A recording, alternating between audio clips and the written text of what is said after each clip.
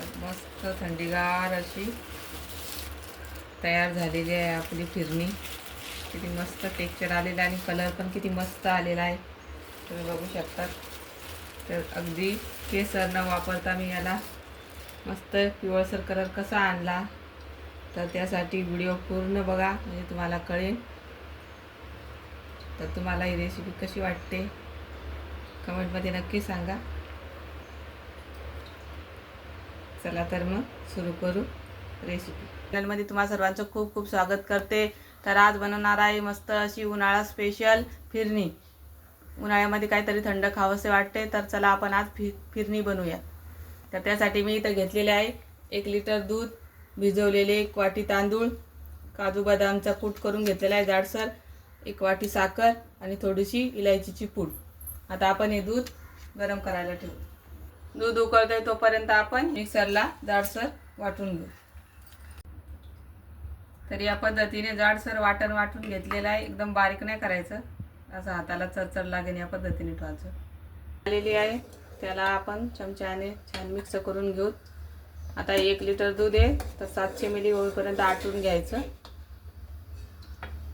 कमी गॅस करूनच आटून घ्यायचं सगळं. तर बघू शकता बऱ्यापैकी दूध आटलेलं आहे. दुधाचा कलर पण चेंज झालेला आहे. आता आपण याच्यामध्ये तयार केलेली तांदळाची पेस्ट घालणार आहोत. पेस्ट घातल्यानंतर याला चांगलं मिक्स करून घ्यायचं, नाही तर त्याच्यामध्ये गोळे गोळे होतात तांदळाचे. आता याच्यामध्ये 1 वाटी साखर घालू. साखर तुम्ही तुमच्या आवडीनुसार कमी जास्त करू शकता. याला थोडंसं आटवून घेऊ. आता घट्टसर होऊ देऊ. तर फिरणीला कलर छान येण्यासाठी मी इथं थोडंसं 1 छोटा चम्मच कस्टर्ड पावडर घेतलेला आहे. त्याच्यामध्ये 1 चम्मच दूध घालून त्याचा एक गोल बनवून घेऊ. कस्टर्ड पावडर जास्त नाही घालायचं, नाही तर फिरणी आपली खूपच घट्ट होऊन जाईल. तर बघू शकता मी एवढाच गोळ घेतलेला आहे. आता आपण हा गोळ या फिरणीमध्ये टाकून देऊ. त्याला व्यवस्थित मिक्स करून घेऊ. तरी ते फिरणी मस्त अशी दाटसर झालेली आहे.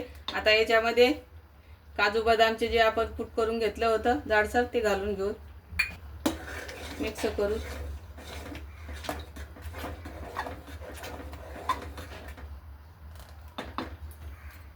आता याच्यामध्ये इलायचीची पूड घालू 1 छोटा चम्मच.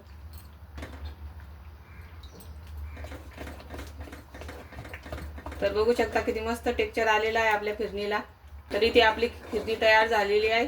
आता आपण गॅस बंद करू आणि याला थोडंसं थंड करून घेऊ. तर इथं ही फिरणी मस्त गार झालेली आहे, एकदम घट्टसर झाली आहे, तुम्ही बघू शकता. आता आपण ही या मातीच्या भांड्यामध्ये सेट करून घेणार आहोत. तुमच्याकडे अशी मातीची भांडी नसली तर तुम्ही साध्या आपल्या स्टीलच्या कटोरीमध्ये पण सेट करून घेऊ शकता.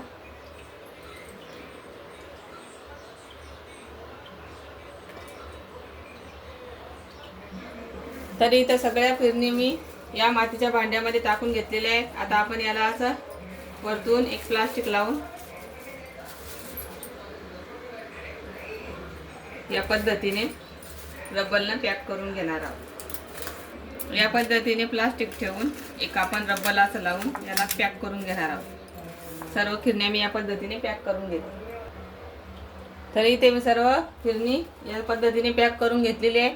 आता आपण ही 6-7 तास फ्रीजमध्ये ठेवून घेऊ. तर 5-6 तास झालेले आहेत. आपली फिरणी मस्त गार झालेली आहे. आता आपण चेक करू कशी झाली आहे.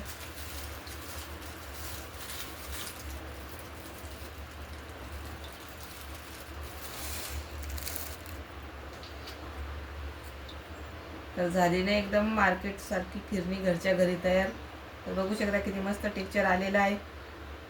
तर तुम्हाला ही माझी फिरणीची रेसिपी कशी वाटली नक्की कमेंटमध्ये सांगा आणि आवडले असल्यास लाईक, शेअर, सबस्क्राईब करा. अशाच माझ्या नवनवीन व्हिडिओसाठी व्हिडिओला सबस्क्राईब करा.